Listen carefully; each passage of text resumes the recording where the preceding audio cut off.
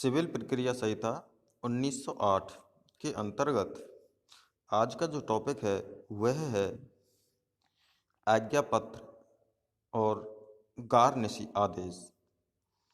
आज्ञा पत्र सिविल प्रक्रिया संहिता 1908 की धारा 46 के अंतर्गत दिया गया है। तो सर्वप्रथम हम आज्ञा पत्र के बारे में देखते हैं। आज्ञा पत्र क्या होता है? आज्ञा पत्र से तात्पर्य है ऐसे आदेश से है। किससे है?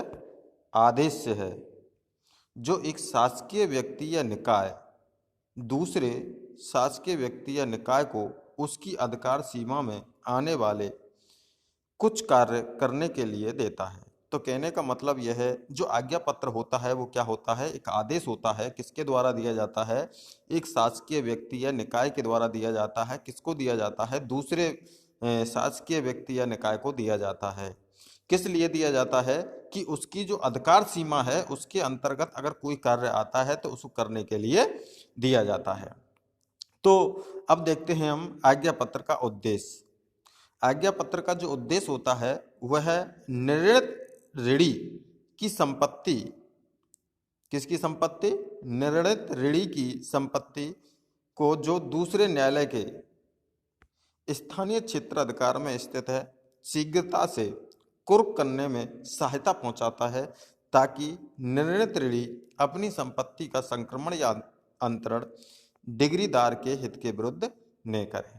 तो कहने का मतलब यह है कि जो आज्ञा पत्र का उद्देश्य होता है वो एक निर्णीत ऋणी की जो संपत्ति होती है जो कि दूसरे न्यायालय के स्थानीय क्षेत्र अधिकार में स्थित होती है उसे कुर्क करने में सहायता के लिए, किसके लिए? सहायता पहुंचाने के लिए दिया जाता है ताकि जो निर्णीत ऋणी होता है वो अपनी संपत्ति का संक्रमण न करे या फिर उसका अंतरण न करे। सिविल प्रक्रिया संहिता 1908 की धारा 46 विहित करती है कि डिग्री पारित करने वाला न्यायालय, कौन सा न्यायालय? डिग्री पारित करने वाला न्यायालय डिग्रीदार के आवेदन पर, किसके आवेदन पर? डिग्रीदार के आवेदन पर किसी अन्य न्यायालय को, किसको? किसी अन्य न्यायालय को जो डिग्री का निष्पादन करने के लिए सक्षम है यह आज्ञा पत्र निकाल सकेगा कि वह निर्णीत ऋणी की आज्ञा पत्र में विहित कोई भी संपत्ति कुर्क कर ले। क्या कर ले? कुर्क कर ले। आज्ञा पत्र के अधीन संपत्ति की कुर्की की अवधि 2 माह से अधिक नहीं होती। कितने माह से अधिक नहीं होती? 2 माह। अगर कोई भी संपत्ति आज्ञा पत्र के अधीन कुर्क की गई है तो उसकी अवधि कितनी होती है? मात्र 2 महीने। 2 महीने से अधिक नहीं होती, लेकिन ऐसी कुर्की 2 महीने के पश्चात भी चालू रह सकती है यदि, तो इसमें अब ये कंडीशन दी है कि कब 2 महीने के पश्चात चालू रह सकती है कुर्की। नंबर 1 है डिग्री पारित करने वाला न्यायालय द्वारा ऐसी अवधि को बढ़ा दिया है।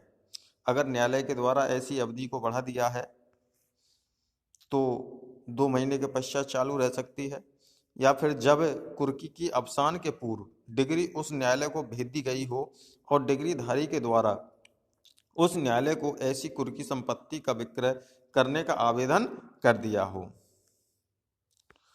तो ऑर्डर 38 में संपत्ति की कुर्की निर्णय से पहले आदेश दिया जाता है, जबकि जो सिविल प्रक्रिया संहिता 1908 की धारा 46 है उसमें संपत्ति की कुर्की का आदेश निर्णय के बाद, कब दिया जाता है? निर्णय के बाद एवं डिग्री का निष्पादन से पहले दिया जाता है।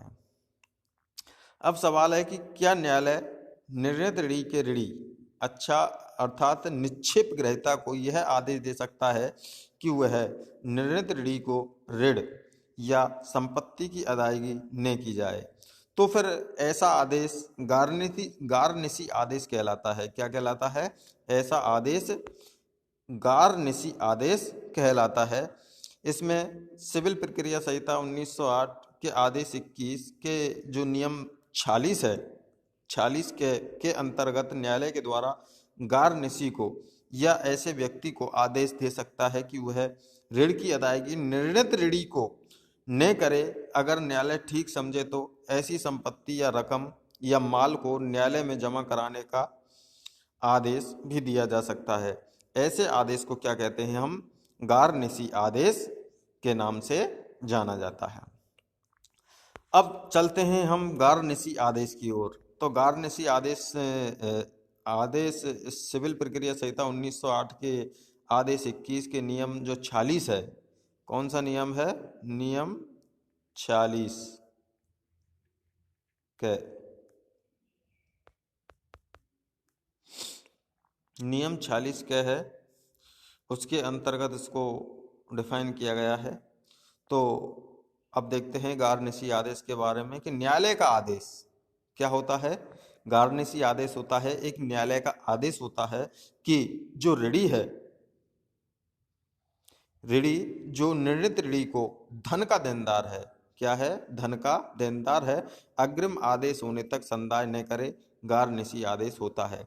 सिविल प्रक्रिया गारनेसी शब्द की परिभाषा नहीं दी गई है।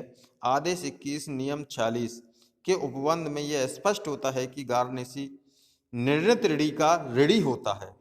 कौन होता है? गारनेसी निर्णीत ऋणी का ऋणी होता है। अर्थात आदेश 21 के नियम 46 की संपत्ति ऋण अंश को छोड़कर, किसको छोड़कर?